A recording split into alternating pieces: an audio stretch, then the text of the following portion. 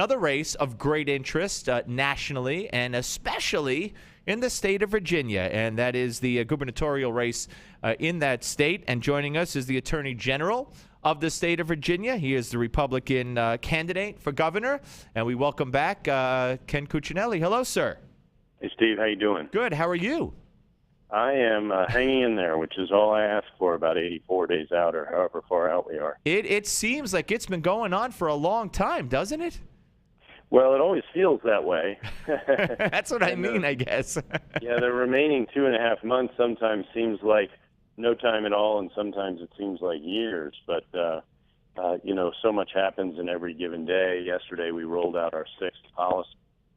It was education, very positive, give parents control, especially where schools are failing, and some good policy to throw out there, and it's a particular problem for my opponent who really doesn't know how Virginia government works. So no, I was going to talk about that, the 12-point education plan. I do want to get to that absolutely.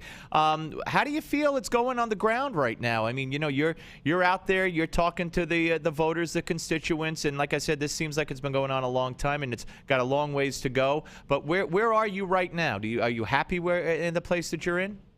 Well, we're certainly outworking my opponent rather dramatically, and on the ground in particular. We lead in every facet of this race except dollars in the bank, and I would venture to say that we may have outraised Terry McAuliffe within Virginia. The reason there's such an imbalance is you've got this billionaire California environmentalist who's decided to spend what looks like about $400,000 a week. Wow. From now till the election. Wouldn't that be nice to be able to do? For your listeners, Virginia has no limits, and corporations can give. And critically for my opponent, so can unions. He's received over $2 million from unions. Again, that's out-of-state money that has come in, and Virginia's a right-to-work state. That's a real concern for a lot of us who care about freedom and who care about job creation. The policies they support are just not consistent with that, and that's where Terry McAuliffe has made his money. I mean, he's gotten rich off these guys. So to see them playing bigger than I believe they ever have before in any race in Virginia history, is worrisome. Absolutely, and Steve Lonigan is going to join us later. Has already been talking about the same thing, that California and Hollywood are trying to elect the senator from New Jersey, and you're running into a similar situation. But let's talk a little bit about this label they put on you as an anti-science zealot, and we're talking about Michael Mann in particular, the climatologist, and but here let's turn this around if you want to. And talk a little bit about Terry McAuliffe and his green history and his electric car company. I mean, that didn't work out so well, and there's a lot of questions there. Well, it isn't even past tense. It isn't working out so well. He's a 25% owner of it. He was the chairman of it. And, every campaign has a positive case and a negative case. So the positive case is why you should vote for Ken Cuccinelli for governor, and the negative case is why you shouldn't vote for Terry McAuliffe. Well, Terry's positive case was this car company. It was, hey, look at me. I'm the chairman of this green car company. I'm going to have thousands of jobs, and he said they'd be union jobs, of course, in Virginia. I'm going to take it to Mississippi. Now we're going to do it in China. And, and I've got this other company, Franklin Pellets, down here in Virginia, where everybody's poor, or a lot of people are poor, and they've lost jobs. And look at me, I'm a great job creator. Elect me your governor, I'll be your job creator too. And the problem for Terry McAuliffe is that we began to learn in the spring that it was all lies.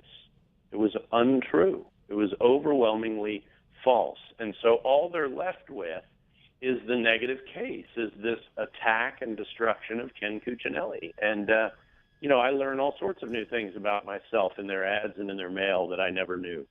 And, that's difficult when they have the substantial money advantage that they do. But you were right. That's the direction they've gone. And because of the SEC investigation of Green Tech, this car company of his, the USCIS is investigating it. There are congressional folks looking into it, subpoenaing documents. We've never had anybody running for governor in Virginia who is under federal investigation before.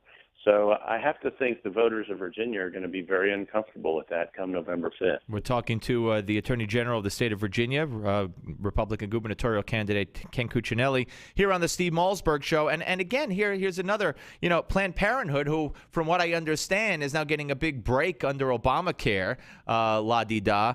Planned Parenthood is attacking you, but, you're not running away. And I think Republicans tend to make a big mistake usually in running away from the abortion issue and the right to life issue, because I think if Republicans, especially on a national level, would point out how radical the left is on what they, believe in when it comes to abortion, almost on demand, almost until, right up until birth, and even then they call it a fetus, I think Americans would be outraged. So you're fighting back. That's the situation in my race, and he supports public funding, and as you said, abortion, as far as we know, up to the moment of birth, and he doesn't support parental consent, parental involvement in their minor daughter's abortion.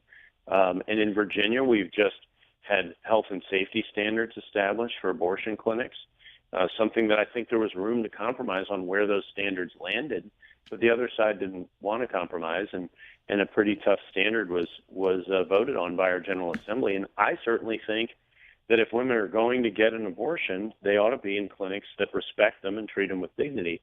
And my opponent doesn't even support that. So, like you said, the positions he has, not unlike some others in his party, are pretty radical.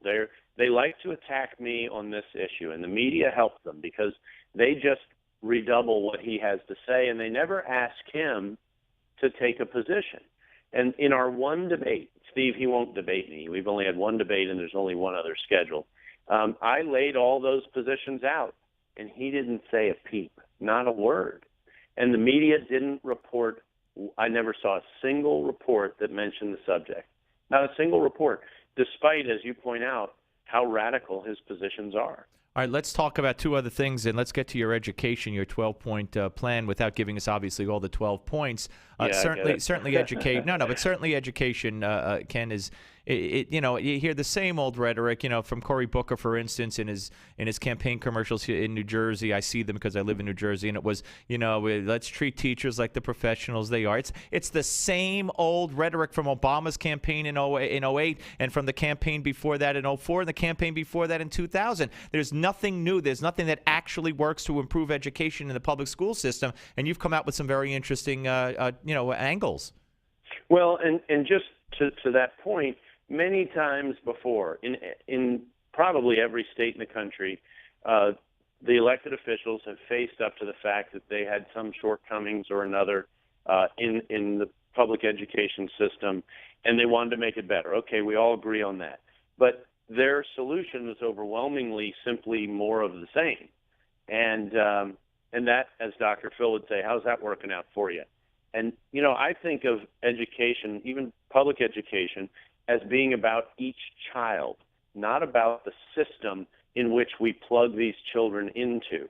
And if schools that are failing or subpar or don't offer children hope or opportunity can't improve quickly, and experience shows us that many of them cannot do that, most of them can't do that, then what do?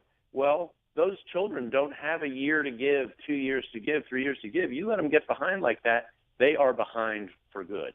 And so what we're doing is, especially in those areas where you have subpar schools, failing schools, we're going to put control in the hands of parents.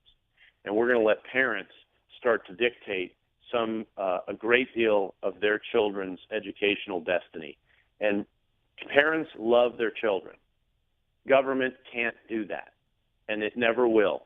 And so we want to put control in the hands of the people who care the most and whose responsibility it is to educate their children. It is not the public school's responsibility to educate their children. It is the public school's responsibility to help parents achieve their responsibility of educating children. And so we're shifting the power in our system, again, particularly where we have perpetually failing schools. And as good as Virginia is, we have them all over the state. I mean, there's no escaping that. And Mr. Attorney General, what I find very interesting is you're looking for two constitutional amendments, one of which would allow public funds to flow to students of religious schools.